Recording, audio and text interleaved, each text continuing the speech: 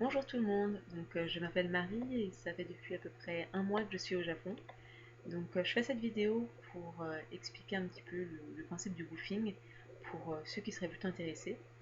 Alors normalement le woofing ça se fait plutôt dans les fermes organiques, mais au Japon il y a plusieurs hôtes qui ont par exemple des hôtels ou l'hôte chez qui je suis tient un café-restaurant. Donc c'est plutôt bien pour les personnes qui n'ont pas envie de faire trop de travail physique on va dire. L'hôte chez qui je suis est à Hino. Alors Hino, c'est une petite ville à côté de Tokyo, donc c'est environ à 30-40 minutes de la gare de Shinjuku. Donc c'est plutôt assez pratique pour les personnes qui ont envie de faire des allers-retours et faire la fête sur Tokyo. Et du coup, je vais vous expliquer un petit peu le fonctionnement d'une journée type. Alors, c'est un... l'hôte est un couple, Kasuko-san et Hiro-san, qui ont environ 60-65 ans, je pense. Et du coup, en fait, chaque matin, on commence le travail à 10 heures. C'est assez tard, on peut dormir, c'est plutôt pas mal. Et en fait, on va au restaurant qui est juste à côté, qui s'appelle Claire Home Garden. Et on doit s'occuper d'abord de changer les fleurs. Changer l'eau et éventuellement changer les fleurs si elles sont plus très fraîches. On doit nettoyer les tables. On doit aller chercher du thym et de la menthe. La menthe parce qu'elle le met simplement en décoration sur les plats qu'elle fait, en général sur les desserts. Éventuellement le matin, on va pouvoir nous demander de sortir Ko-chan. Alors Ko-chan c'est le chien, très gentil, très mignon. Je crois que c'est un croisé labrador et un autre chien, mais je suis pas du tout sûre.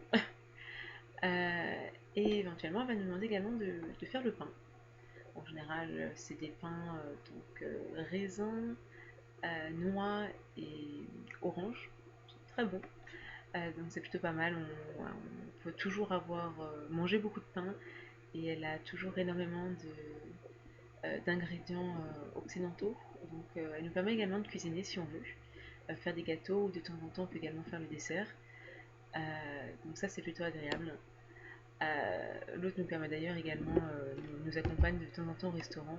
La dernière fois, je suis allée au sushi bar où manger des udon. Donc, les udon, c'est des espèces de grosses nouilles qu'on peut manger froides ou chaudes. Ou sinon, la dernière fois, je suis allée avec elle manger un ramen à Tachikawa, qui est une ville juste à côté, donc c'est très agréable. L'hôte est vraiment très gentil. Donc ça, c'est ce qui se passe durant le matin.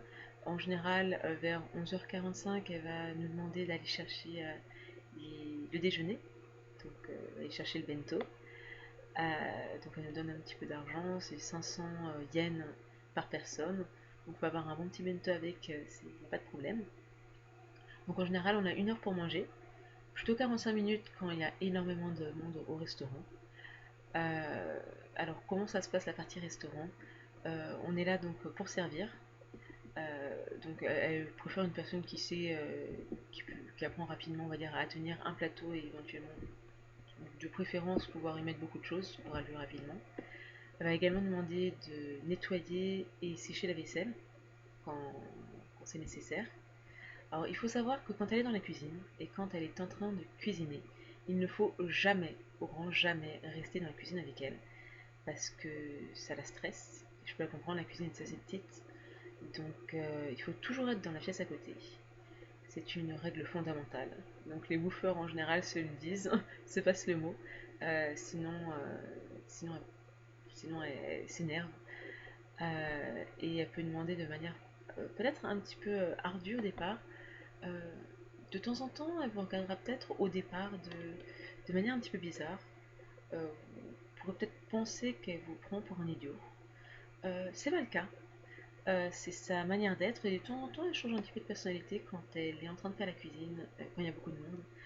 En fait, c'est un ange. Elle est très très gentille. Il faut simplement la prendre comme elle est et la comprendre au départ. Donc, faut surtout pas se froisser et penser qu'elle nous aime pas ou qu'elle nous prend pour des idiots, ce genre de choses. Ce n'est pas du tout le cas.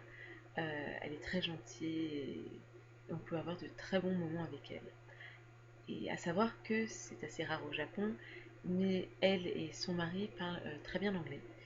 Ils ont voyagé dans beaucoup de pays, donc c'est des gens aussi qui sont assez cultivés, donc avec qui on peut parler un minimum. Donc c'est très agréable. Donc en général, on fait ça toute la journée. Euh, Quand il n'y a pas trop de monde également, faire du jardinage. Donc en général, c'est enlever les mauvaises herbes ou couper certaines plantes. Donc au final, on fait que ça.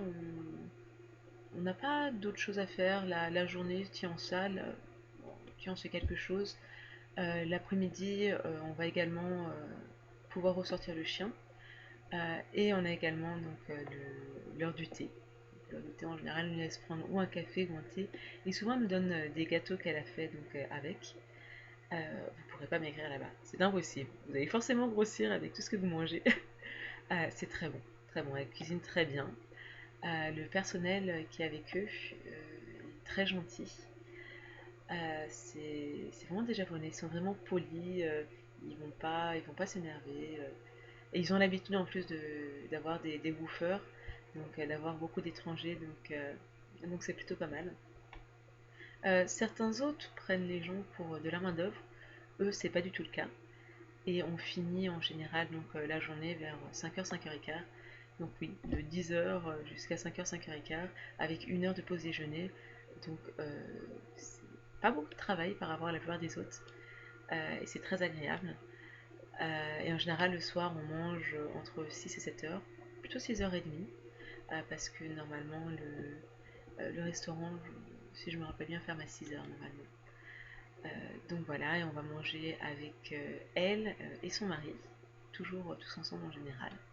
Ou de temps en temps, voilà, comme je vous ai dit juste avant, ils vont nous emmener au restaurant. Si l'envie en prend, elle leur en prend. Et de temps en temps, elle nous fait la surprise de nous amener également le matin au restaurant. Pour aller manger des pancakes. Alors ça, c'est arrivé déjà 2 fois pour moi et c'est vraiment très agréable. Ça change.